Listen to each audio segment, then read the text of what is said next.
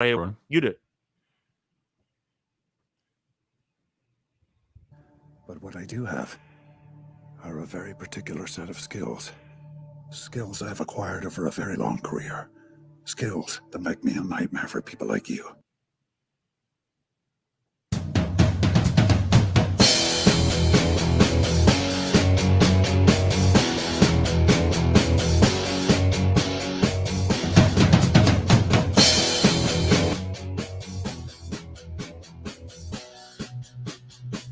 Hello, everybody, and welcome to the Friday edition of Heading Back to the Window with Scott and Scott. Another smooth opening, buddy. How are we doing so far? By the way, I am Scott Dean. I am the lead handicapper over at winnersandwiners.com. And I'm your co-host, Scott Rochelle, senior handicapper over at winnersandwiners.com. And together we make up Heading Back to the Window. Why heading back to the window? Because that is the place you want to be after you make your bets. You got to go back to the window to cash those tickets, and that is what the goal is and should be for each and every one of you. So how is everybody doing today? We got Browns backer in his house. Congrats, by the way, on the win yesterday, Browns backer. That's right. He always gives me a hard time for not being behind the Browns, backing them, if you will. And I had them last night as a premium play, and they came through with flying colors with an entire point to spare. So nicely done. Mike S., J.C. Stone, the old T-train is pulled in. So good to have you guys aboard. Scott, how'd your day go yesterday? Overall went well. Of course, we did pretty well in our play, which we'll get to later, but I had a hockey play, and something impossible happened. I actually had a sweat-free winner in hockey. I had the Carolina Hurricanes on the money line against the Canadiens. Canadians, what a terrible hockey team. Wow, they're bad. But the Hurricanes won 4-1. What happened to them? They made the cup last year. They lost their two best players temporarily or for the entire season. We're not really sure. Shea Weber is their star defenseman. He's had health issues. He's basically taken the year off. And their star goalie, Carey Price, is having some mental issues. So he's out indefinitely. So the backup goalie and with some makeshift defensemen, the team's averaging less than 1 goal per game, and they're giving up roughly 4 goals per game. So, yeah, they're not very good. I got it at minus 120 yesterday.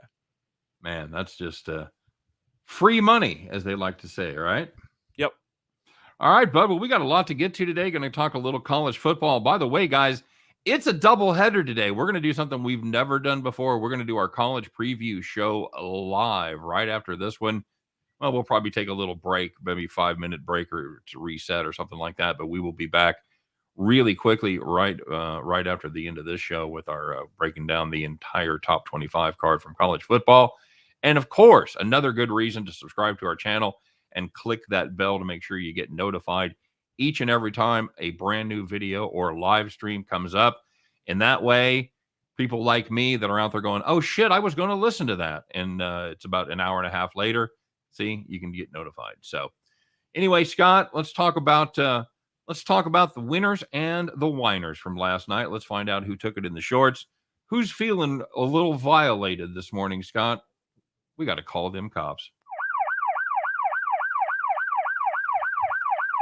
All right, buddy. Well, let's start it off as we so often do in the world of basketball. We're going to take a look at the Golden State Warriors. If you had the Warriors first half on the money line playing the Clippers, man, they're in good shape. They led by 17 points, 4 minutes left in the second quarter. The Clippers closed a 21-3 run. Are you kidding me? With 4 minutes left, closed out the half, and the Warriors went from 17 up to 1 point down. Holy mackerel. Pick up your phone and call the cops. You know, doing the math in your head, if you would have taken a shot clock violation every single possession with the Warriors in the final 4 minutes, you probably would have won the money line. Oh, yeah. But absolutely. That's actually nuts, though. A 21-3 run to close out a half in the final 4 minutes. If you had the Warriors on the first half money line, it's even worse because, of course, they won the game in the end. Right. They didn't cover the first half, but I thought that was the worst beat of the night by far. Yeah, that was brutal. Looking at college football between SMU and Tulane, if you had the first half under 35.5, 31 points with 5 minutes to go in the second quarter. SMU, very good offense, but They're at their own 9-yard line. So all you have to do is avoid a touchdown. And SMU ended up going on a 91-yard drive, scored a touchdown with 53 seconds left, and the first half ended 31-7. Oofta. That's just brutal. Good to see Bronco Devil in the house, by the way. Nice of him to show his face as he's after last night's performance by the Broncos. Yeesh. Sorry, bud. Memon Funderburk in the house. Good to be here. Somebody want to know if we're going to talk UFC today, Scott. Well, we are in at least one segment, but maybe if we have time, we'll go through some of the fights. All right. Yeah, we I know you love you some UFC, and I do. It's always fun to do the shows. All right, and last, as far as the Cops go, if you had the Ducks and the Jets under 5.5, Winnipeg scored 2 goals in the final 3 minutes.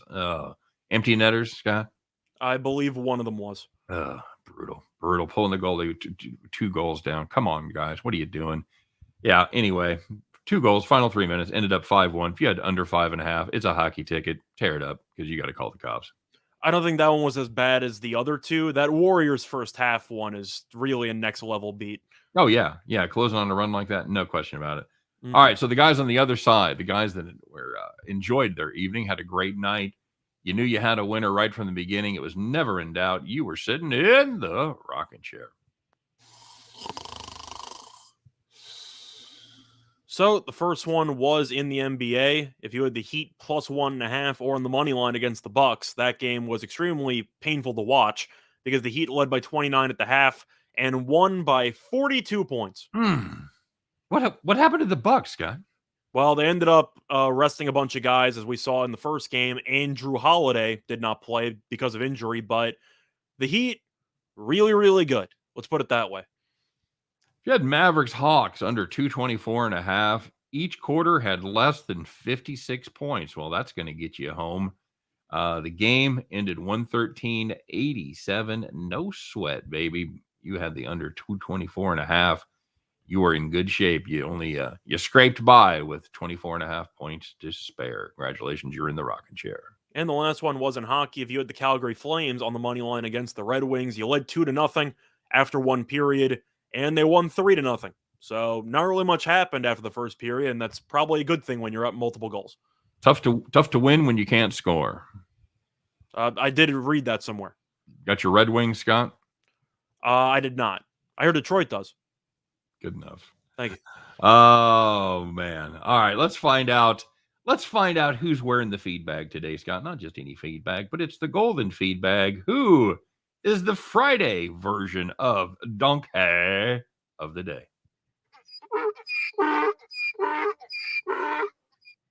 All right, Scott, they asked for the UFC. We're going to grant their wish. Take it away.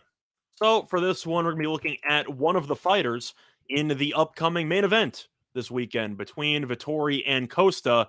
And the donkey of the day is going to be Paulo Costa. Now, I've never been in a fight professionally, but I'm assuming if they give you a weight requirement and you sign the contract, you're supposed to meet the weight requirement, right? Isn't that the first rule when it comes to an actual fight? I'm pretty sure it is. It's got to be right up there. So Paulo Costa was supposed to fight against Vettori at 185. And Costa missed the weight initially by about 30 to 40 pounds. And they ended up continuously upping the actual weight until Costa could actually reach it. So it went from 185 to 195. Costa said he couldn't make 195 either. They moved it up to 205, and Costa weighed in this morning at 204.5. So Costa made the weight. But if you sign the dotted line, can you at least come within 5-10 pounds of the actual weight? Can you do something? He's going to be fighting me, Scott.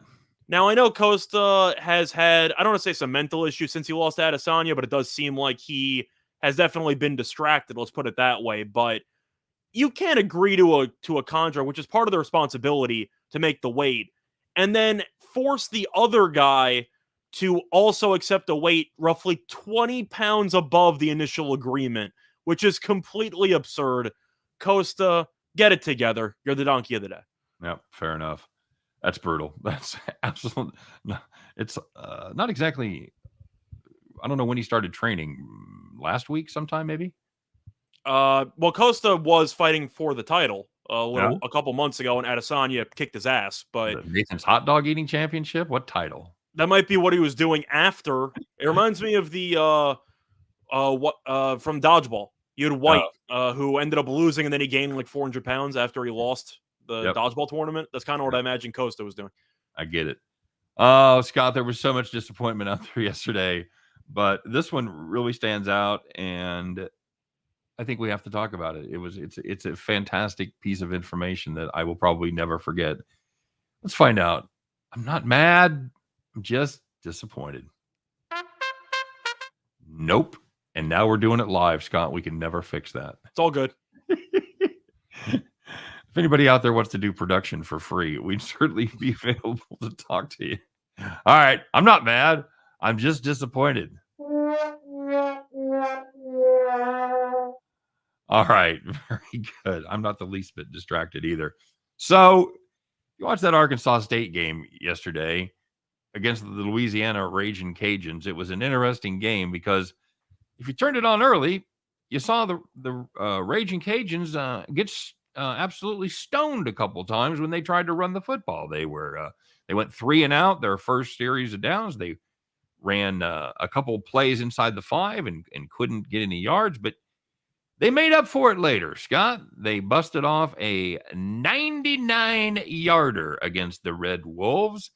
And the funny thing about that, the Red Wolves, you'd think, how often would that happen? Would that ever happen twice?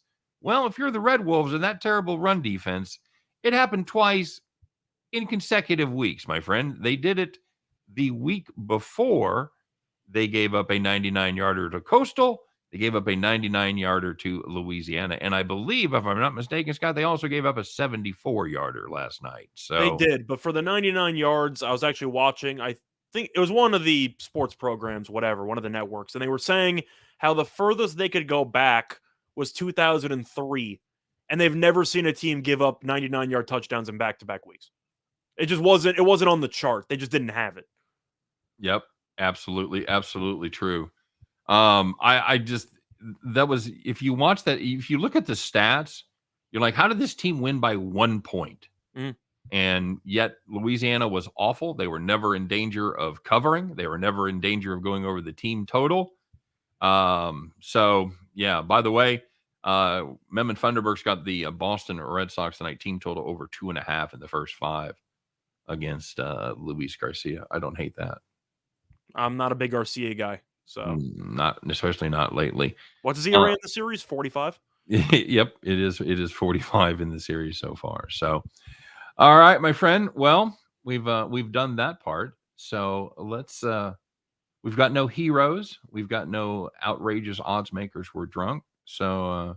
Well, one quick question I want to ask you because I know it never is one quick question. But go ahead. Really is. It was kind of a new. It was a news topic, but I did see that it was circulating a little bit. Okay. The NBA randomly decided to release its top 75 players of all time. Yeah. I mean, I don't know why you just wouldn't go to 100 at that point. Like, what are you really waiting for? But anyway. Is it their 75th anniversary? Could be. I'm not sure. Anyway, Dwight Howard was left off, along with like Kyrie, Klay Thompson, all those guys. Okay. I have no idea how Dwight Howard's not in the top 75 of all time. I know somebody was complaining that I can't remember who they were bitching about. I saw a tweet that somebody was like, I can't take this list seriously because I stopped reading after I saw that, and I can't remember who it was that was on there. Could have been Kyrie, could have been Thompson, but I thought not left off. Were put on there. Oh, I saw Anthony Davis was put on there. But, yeah, that wasn't it. But yeah. Okay.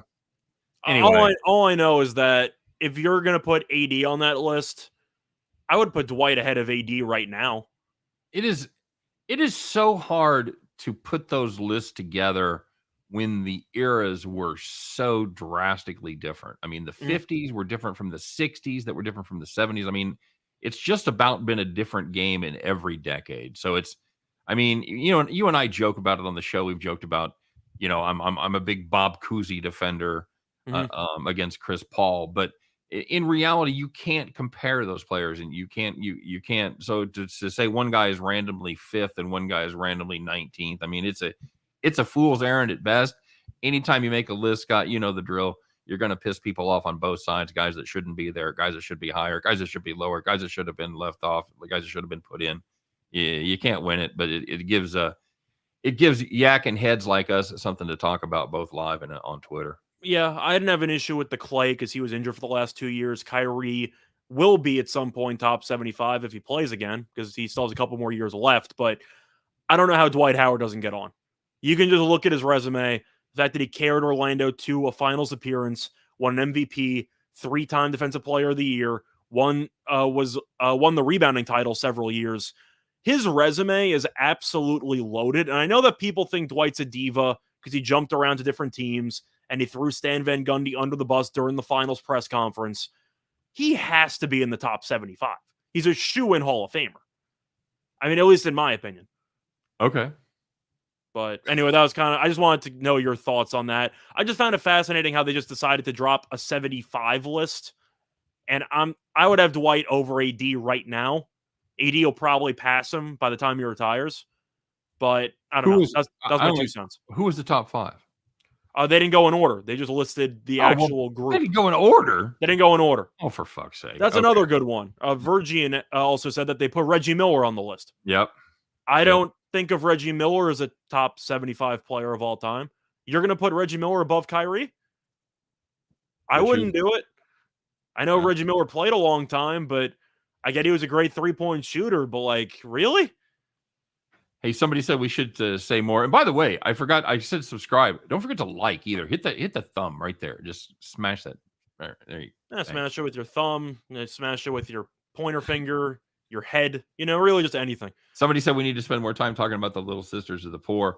Speaking of that, Scott, are we back? Are we back to Fade and Presbyterian?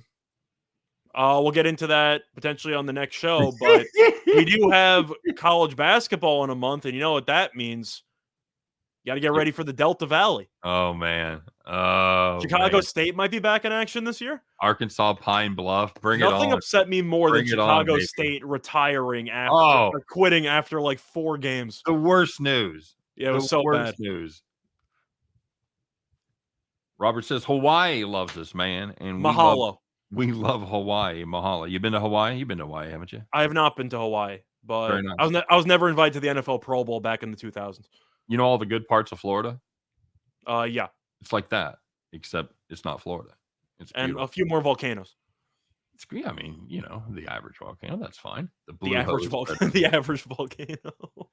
All right, bud. So we got a full slate tonight. You want to start with I'll let you pick. Well, I mean, we've got a play on the baseball game. We're not going to keep everybody in suspense. Or our Bet the Farm is going to be on the baseball game. So we want to talk about a side here. We've got a little total action going, but you want to talk about a side. You've got Garcia, who's been awful the last couple of games against Uvalde, who's kind of made a little appearance there in game 4, 26 pitches. We talked about it. It would be his normal bullpen day when he'd have a throwing session, but those are pretty high leverage pitches, Scott, and that makes a difference. So is he going to have a short leash? Does Houston close it out at home here? I want to believe that the series is going to go 7 because that's what I said before the series started.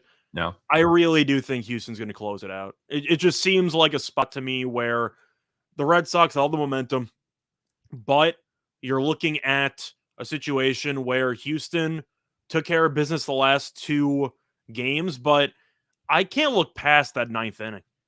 I just can't.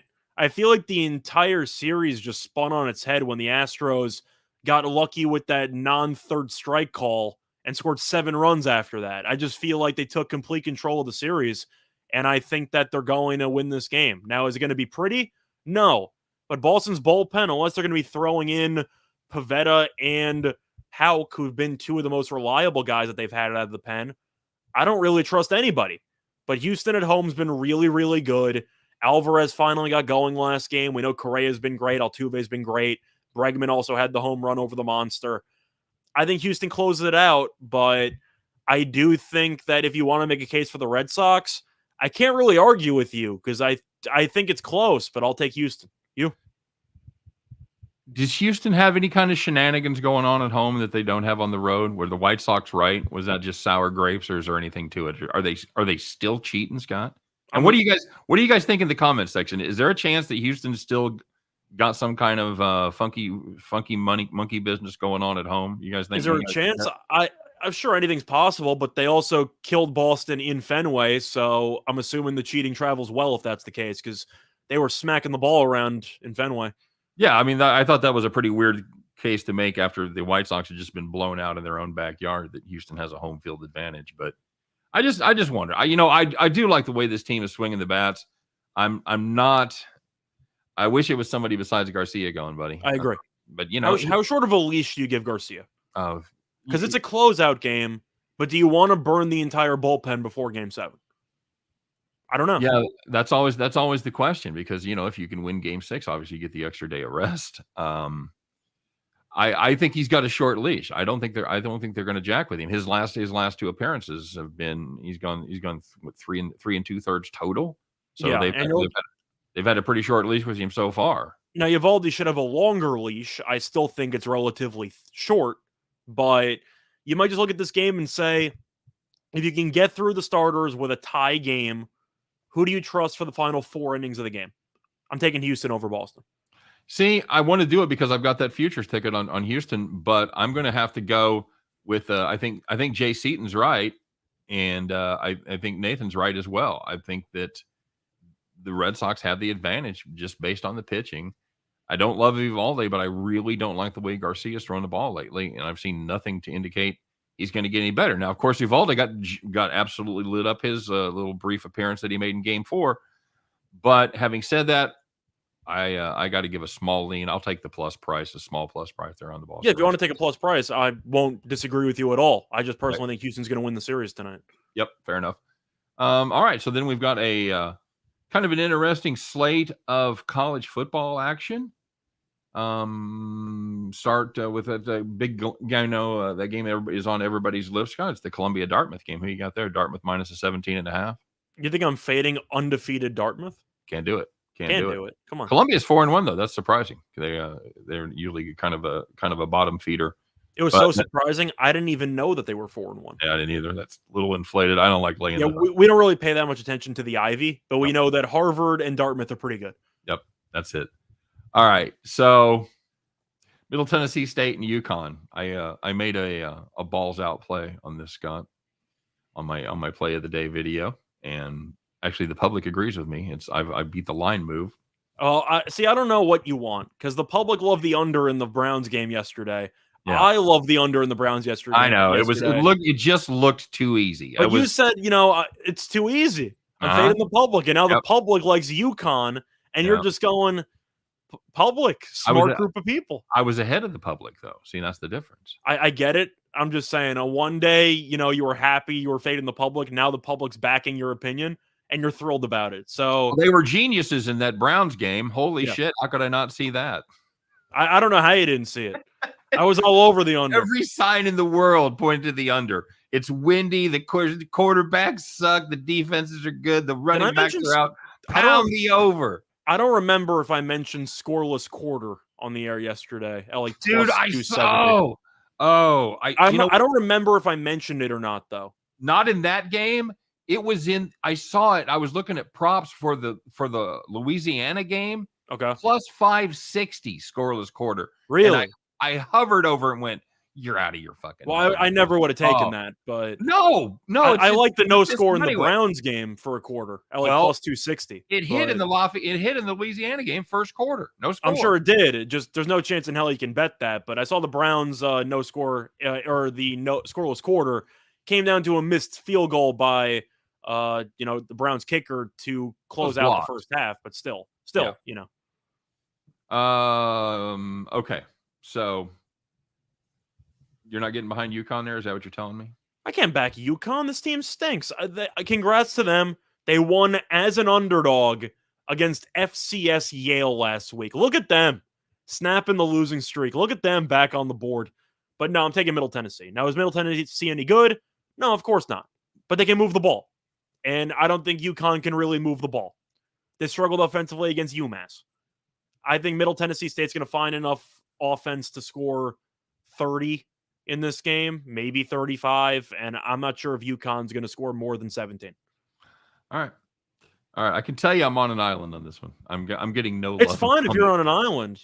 Connecticut, nice island this time of year. But I'm getting roasted by people reminding me that UConn lost to UMass by 14 points. do you want me to remind you that UMass? I made a beat point. UConn I by- made a video and said that. I actually said that on the video. I said I realized that. So See, I think that they were trying to say that even though you stated it, you didn't internalize that they lost to UMass. you're saying the words, you're just not believing, man. Yeah, Oh, that's the gist of what I'm getting. This has so much potential to just go down in a spectacular flaming ball of shit that You'll know in about 5-10 minutes. I agree with that. Well, because you've got to have the UConn offense generate at least some drives to keep their defense off the field, because that unit gets gassed and they're done. So Nathan likes the teaser, says UConn plus 21. All right, so he's not in the boat with me, but he's like on a raft. He's in a bigger boat, kind of where I can see him. So I get that. I appreciate. Now, just briefly to mention Nathan's point with the teaser, I am not a fan of teasing college football at all. But if you want to go for it, I'm rooting for you. Yep. What you'll learn in college, though, a lot of dumb college kids out there. It's pretty hard to cover numbers in college, at least from my opinion. Yep, absolutely true. Absolutely true.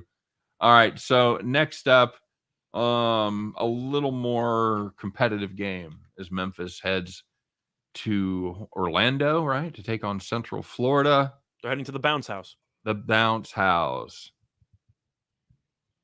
1.5 point underdogs are the Knights at home, Scott. This number has opened up at 64. It's now at 66, 65 and a half. So the public likes the over, and the public likes Memphis a lot, as this number has swung from 3 in favor of Central Florida to Memphis by 2. So a 5-point swing. That's pretty substantial without any big injury news or anything going on. Are you backing the public move here?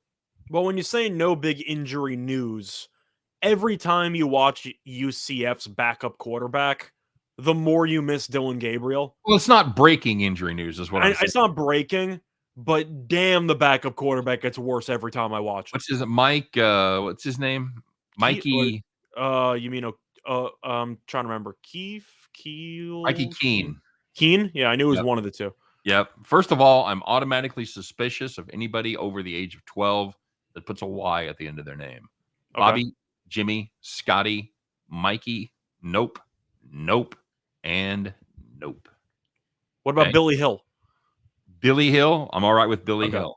You're all right with Billy Hill? Okay. I'm all right with Billy Hill. The gambling house Billy Hill, of course. But I got to take Memphis.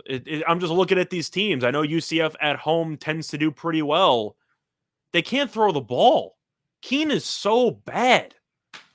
I know that as a Wisconsin alum, I know all about bad quarterbacks during my time. I don't like to brag, but I've seen a lot of horrible just jobs at behind center. Keene wasn't supposed to play ever this season, and I'm not going to overreact to the 56-point performance by the defense, where they just allowed Cincinnati to do whatever they wanted. But they've lost 3 of 4. They lost to Navy. They scored 20 points against Eastern Carolina's defense. Yeah, that's really. I know you can't score against them. Like Memphis, they've blown some games because of turnovers. I do like the offense a lot. I think they have very good weapons on the outside. Austin is an absolute speedster as a receiver, but they have a quarterback as well that I like. Hennigan's been pretty good. 16 touchdowns, 4 picks. I'm going with Memphis because I know worst case scenario, they can at least move the ball. So here's the question. Do you believe what your lion eyes tell you, or do you believe in the trends? Because there are some unbelievable trends in this game that point to the Knights. I'm sure back when Scott Frost was coaching. I'm talking, like 13 of the last 14. The home team has won. Memphis has never won in the bounce house. And Memphis has never won. Right? Never won in the bounce house. I think they're 0 for 5 at the house. The truth is, I throw all the trends out the window, and you look at the new coach, the new quarterback who's awful. I just think Memphis is a better team. I'll take the better team laying roughly -1. All right, I'll go the other way. I'll ride the trend just to do a little experiment here. I think they need to rush for at least 250, 300 yards if they want to win this game, which Oh. they could do, but they're not going to win through Keene because he's just not very good. Mountain West, Scott. Two surprising teams out there. Colorado State travel and take on the Utah State Aggies. Colorado State, 3-point favorite here, went from 1.5 to 3, and 58.5, starting to trend up towards 59. 59 at Billy Hill, by the way. Most places it's juice 58.5 is your total right there. Couple of teams that, can we say it, kind of heading in opposite directions. Utah State started off really well. Nice victory over Washington State. Picked up a win over Air Force. Had another win in between there, maybe over San Jose State. So, yeah, they started off well, and then they've kind of hit the wall lately, Scott. And meanwhile, Colorado State, they look like they were dead and buried. They lost to an FCS school. Just a couple of just dreadful losses. About that, they lost to Vanderbilt, right? Yeah.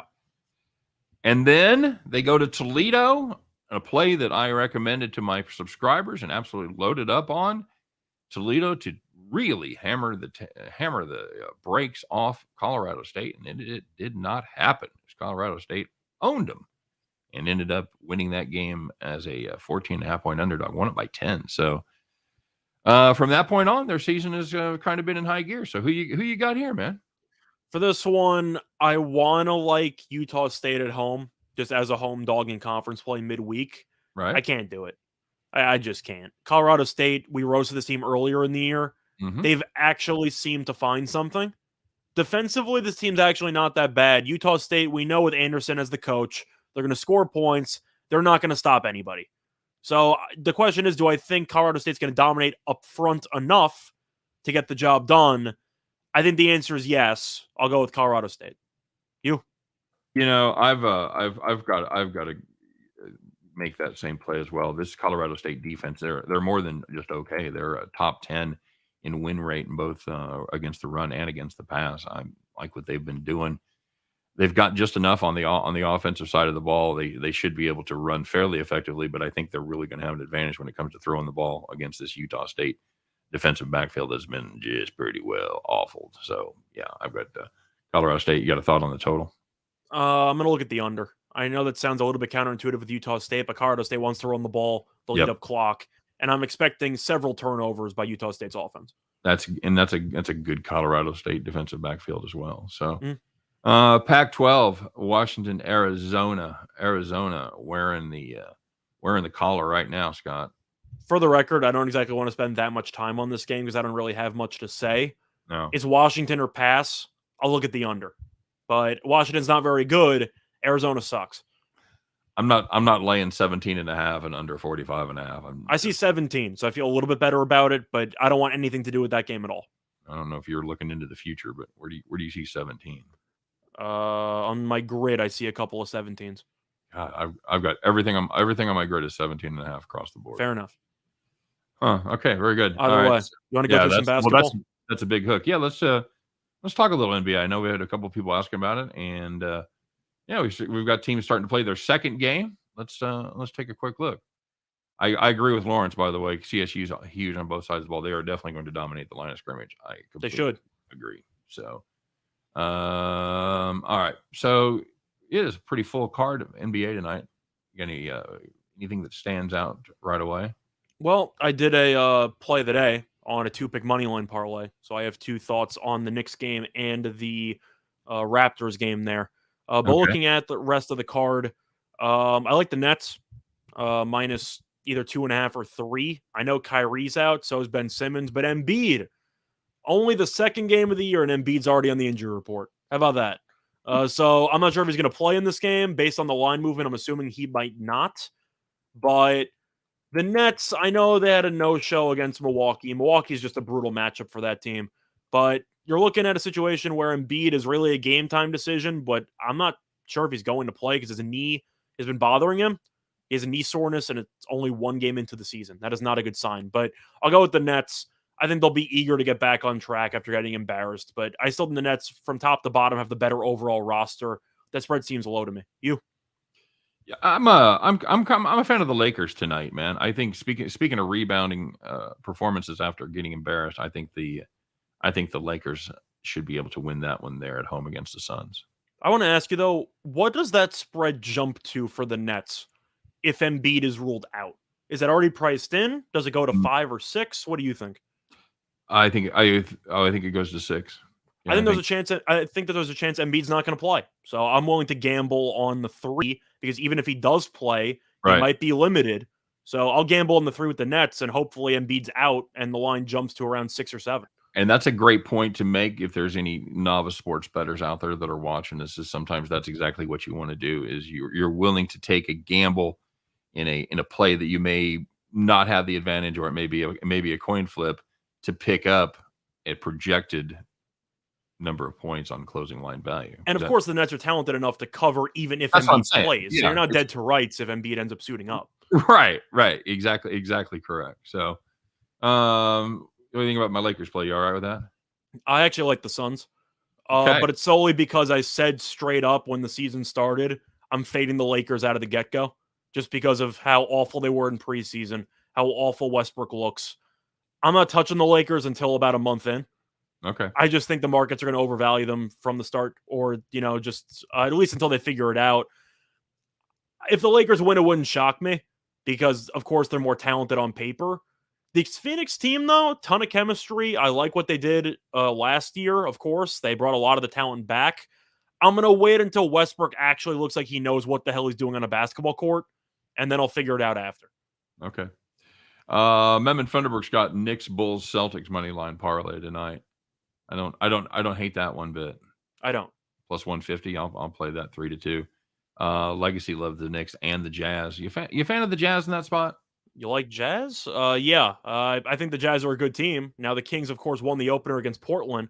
I'm not a big Portland guy, but Harrison Barnes scores 36 points. I'm assuming that's a bit of an anomaly. You? I'm assuming he's probably not going to score 36 again. So. I'm assuming so. I like Utah. I think Sacramento's a feisty team. I still can't get over Luke Walton as being a head coach in today's NBA. He should have been fired 3 years ago. But Utah, that's a very good regular season team. You can roast them all you want for the playoffs, but with Gobert winning defensive player basically every year, with Mitchell being very good, Conley back, they also picked up Rudy Gay, they picked up Pascal. They really have a solid team. They have 2 separate 6-man of the year candidates with Clarkson and with Ingles. They're just a very deep roster, and I think they're very good. I don't hate the Kings team total under 110 there either. I don't hate that either. I think if Utah's going to win, you'll probably see them clamp down defensively.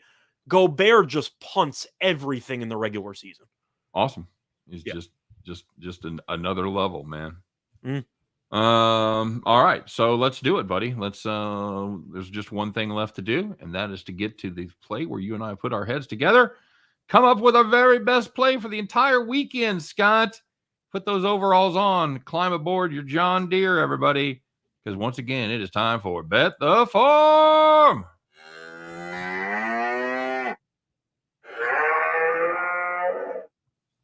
All right, very good, my friend.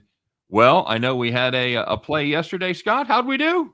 So we had Dearness Johnson over 59.5 rushing yards, and he had it in about, 17 minutes. Yep, it was a beautiful finished with 146.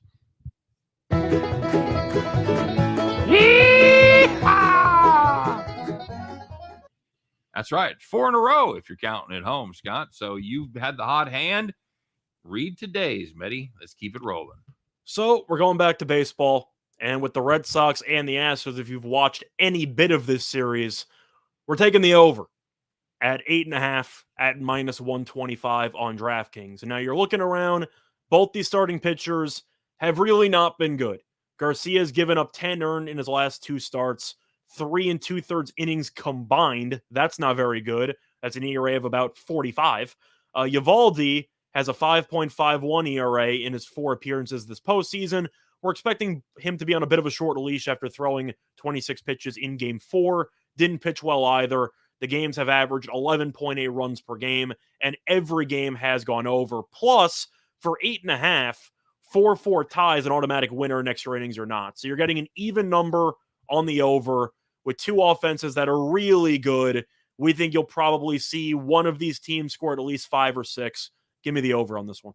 There you go. That's it for Bet the Farm. That's it for Heading Back to the Window. As always, thanks for joining us today, guys. Don't forget to like and subscribe, of course. And stay tuned.